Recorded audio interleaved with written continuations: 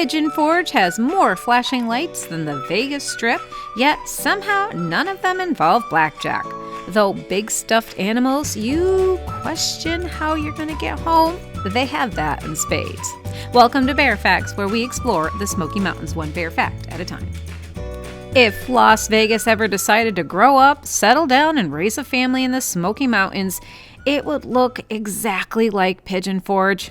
Neon lights stacked on top of neon lights, go-kart tracks stacked 3 stories high, arcades with laser-pointing aliens, or the ever-so-popular creepy carnival vibe. Each is calling your name from every direction with their pulsing neon lights, alluring and impressive facades, and promises of great prizes inside every building. This town doesn't just offer fun, it aggressively suggests it. And before you know it, you've pulled into a parking lot and are swiping your credit card in exchange for a game card. And you're suddenly investing $100 to win a 50-cent plastic duck. Because, yeah, that's what happens every time. Pigeon Forge is often referred to as the Vegas for kids, and once you drive the Parkway, that nickname makes perfect sense. There are arcades and go-kart tracks everywhere, sometimes sitting right next to each other, and you're inundated with sounds of squealing tires, the rev of engines, and the smell of diesel, and of course, the ringing of games everywhere you look. And the question everyone asks is the same one you're probably thinking right now. Why are there so many of these places? And how do they all stay in business? Like, why do people keep going to them? I don't get it. Well, the answer is actually pretty simple. Pigeon Forge is very similar to Vegas, not only in looks, but in origins as well. Both cities are sitting next to amazing parks. Vegas is next to the Grand Canyon, just a few miles down the road, and the Smoky Mountains are just around the corner of Pigeon Forge. And both of them quickly evolved into family destinations. They're all designed to keep you moving, and they're built to form a form of family escapism. Yeah, even Vegas is now designed to entertain families more than anything else. And they might stay up later than Pigeon Forge. The Pigeon Forge people, we prefer our breakfasts and early mornings. So that's a pretty big difference right there, if you ask me. The families here are constantly moving, from shows to shops to dinner reservations to the next thing that looks cool from the road. Arcades and go-karts slide perfectly into that flow.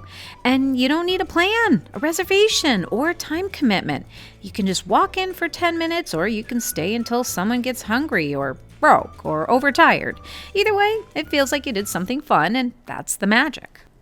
But there's also something deeper going on, and it's the same reason casinos work so well. You parents are shelling out a ton of money, but at least you most likely won't need to mortgage your house or lose your knees being shattered by your bookie. Okay, that got dark fast. Let's get back onto the family track. But really, isn't that what these places are? A stepping stone for the next level of prizes and potential gains? They're just disguised behind the laughing, insidious guise of a cute cartoon character and a lovable stuffed animal. These arcades are designed to tap directly into the human psychology. Bright colors trigger excitement before you enter, stepping inside. The sounds of people winning prizes and the flashing lights reward your brain instantly. The games are quick and the stakes feel low, and the prizes are always just visible right over on the other side of that counter. And it feels like they're achievable. You're not losing money, you're being entertained, bonding with your children, and definitely not teaching them how to gamble. No, sir, that's not what's happening here. This is wholesome family fun. And although those tickets do look suspiciously like casino chips, the prizes are just fluffier and easier to trade for a rubber snake, that's all. No, it does work very well. Their system is perfect. It teaches you how to swipe again and your children how to gamble better. I didn't mean that. It's wholesome family fun. That's all this is. Really. Seriously. And the fun thing is seeing parents and adults get just as invested in trying to win that big over-the-top snake, stuffy, or the La Boo Boo doll, tantalizing them from just behind the counter. All you need is 10,000 tickets for the $5 toy. Go-karts work the same way. However, they're louder. They let kids feel independent, adults feel competitive, and everyone feels like they're absolutely having fun. And the go-kart is the best thing on the world. They even get to bump into each other, although they're not supposed to. But it happens. You know, these things happen. The tracks look intense, especially when they're stacked 3 or 4 stories high. And even though the speed is actually friendly and pretty low, the experience safe and all, it's not about racing. It's about the feeling of racing and the air running through your hair. And in Pigeon Forge, it feels like counting your money as well.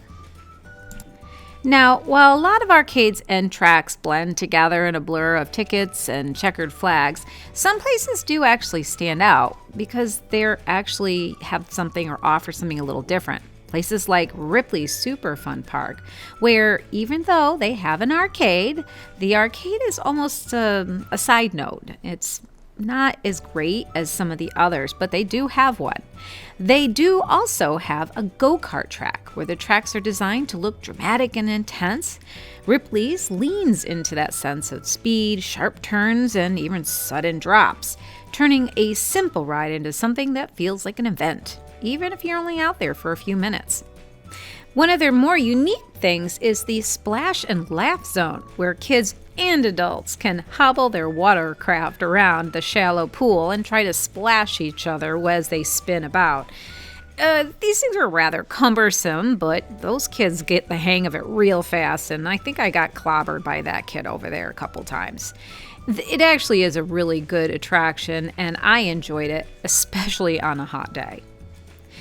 Then, of course, on the other side of the Parkway is another Xtreme, and it's actually called the Xtreme Racing and Go-Kart Track. This place is actually known for their Go track. Yes, there's a small arcade inside, but it's, once again, insignificant compared to what they offer on the outside.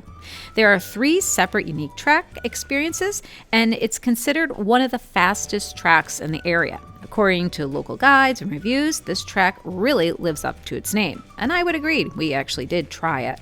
It's widely known as the fastest go track in the area, with karts capable of reaching up to 40 miles an hour, and its long, twisty, 3,500-foot course designed for speed and racing skills rather than just slow, scenic rides.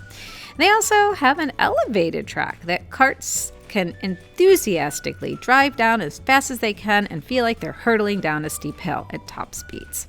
For families who want even more of a thrilling experience, Funtop Family Action Park blends arcade energy with outdoor attractions, creating a space where you don't have to choose just one thing, but rather step up the fun with more terror and less fun. At least that's how I think about it. And even though they do have the basic go-karts, which are pretty standard, it's the extras that make this park more alluring to the thrill seekers, teens, and insane adults who love the rushing feeling of looking death in the eyes. Because this place also has a few rides you will need to sign a waiver to participate in. You know, the ones like the skyscraper or the slingshot, where people willingly let themselves be lifted high in the air and flung to the ground. Yeah, those kinds of rides. And no, you won't ever see footage of me doing them because it ain't happening. I'm sorry. That's for a different kind of person. Now, the last place I'll point out doesn't have any thrill rides, yet it stands out for its sheer size and volume of addictive games and cool prizes. Guy Fieri's Flavortown provides what you need with enough square footage, 10,000 to be exact, and a few lanes of duck bowling to be the king of the arcade games and indoor entertainment in the area. Bright colors, bold visuals, and flashing games are all you see. And let's not forget the name Flavortown. It's named that because of their dining experience that you can enjoy while you're there. They also have a cozy bar and lounge area for the adults, and now you have the perfect place to swipe your card and feel like you're getting a true value for your money. This place is about keeping kids engaged long enough for the parents to actually finish a meal and savor a cold drink, which might be the real jackpot for both parties involved. And of course, there is the duck bowling, and you can now add all of this for a true recipe for a full, fun day of entertainment. And most likely, empty pockets afterwards. But at least your bellies will be full. At the end of the day, Pigeon Forge didn't accidentally become the Vegas for kids. It mastered the art of fast fun, instant rewards, and visual excitements. Arcades and go-karts aren't filler attractions here, they're actually part of the town's heartbeat. And while not every flashing sign is worth pulling in, or even bothering to do anything but pass by, there are definitely some places that add creativity, scale, or unique twist, which manages to rise above the noise and makes it a little bit more fun for the families to participate in. I hope this video helps you plan your visit to the Smoky Mountains. You're getting an honest review from our personal experiences, but facts and things change, so please keep us in the loop if you learn anything new and want to share your experience in the comments. Thanks again for visiting us at Bear Facts of the Smoky Mountains. Please click that like button and subscribe to our channel.